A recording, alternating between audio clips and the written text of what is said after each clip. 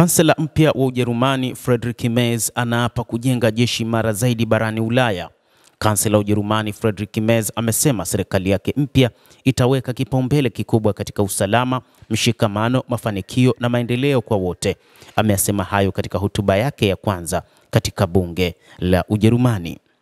Kansela huyo Ujerumani Friedrich Merz amesema serikali mpya inayovijumuisha vyama vya Christian Democratic Union CDU, Christian Social Union SCU na chama cha Social Democratic SPD inafahamu fika kuhusu changamoto kubwa za ndani ya nchi na kimataifa, hasa kuhusiana na fedha za umma.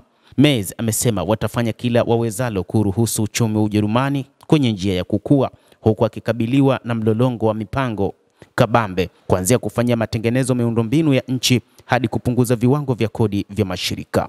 Hata hivyo, Merz amesisitiza kwamba Ujerumani ina nguvu na inaweza kutegemea kazi kwa bidii, ubunifu na kujitolea kwa dhati kwa watu wake, akiongeza kuwa serikali mpya imeshawishika kwamba Ujerumani inaweza kuzishinda changamoto inazozipata wakati huu yenyewe na kuzigeuza kuwa kitu kizuri ama fursa.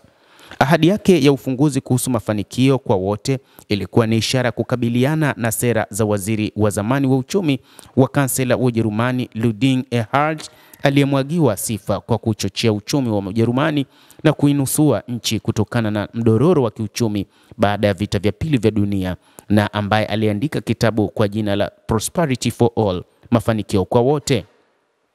Kansela huyo wa Ujerumani amesema serikali yake italenga kulifanya jeshi la Ujerumani liwe na nguvu kubwa kabisa barani Ulaya katika wakati ambao kuna hali ya sintofahamu na kukosekana uhakika katika siasa za dunia.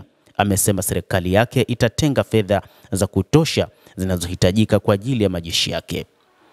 Merz amesema anafanya kila jitihada kuendelea kuimarisha umoja kadri inavyowezekana kati ya washirika wa Ulaya na Marekani kuhusiana na vita vya Ukraine na jinsi ya kuvifikisha mwisho. Amesema ni muhimu kwamba nchi za Magharibi zisiruhusu kugawanywa, huku viongozi wa Ulaya wakiahidi vikwazo vikali dhidi ya Urusi. Merz amesema nchi za Magharibi hazitakubali amani ya kulazimishwa kwa Ukraine wala kukubali hali iliyosababishwa na vikosi vya Urusi. Alikuwa akizungumza siku moja kabla ya wajumbe wa Ukraine na Urusi kukutana kwa ajili ya mazungumzo ya kutafuta amani mjini Istanbul nchini Uturuki. Hapo siku ya leo Alhamisi, ikiwa ni zaidi ya miaka mitatu tangu kuanza kwa mgogoro mbaya kabisa wa umwagaji damu barani Ulaya tangu katika mwisho wa vita vikuu vya pili vya dunia. Baada ya kushinda uchaguzi Februari, kansela Merz aliahidi kuipa Ujerumani jukumu kubwa zaidi katika rubaa ya kimataifa na kuliimarisha jeshi lake kwa kutenga fedha zaidi za matumizi ya kijeshi.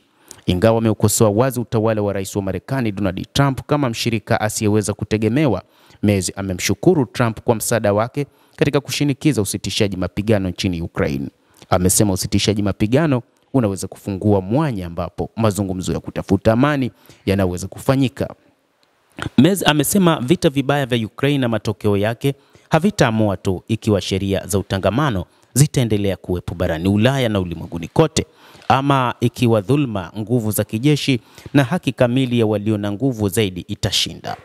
Endelea kutufuatilia mtazamaji, na usisahau kulike, usisahau kucomment, kadhalika na kusubscribe channel yetu hii. Mimi ni Adam Hussein.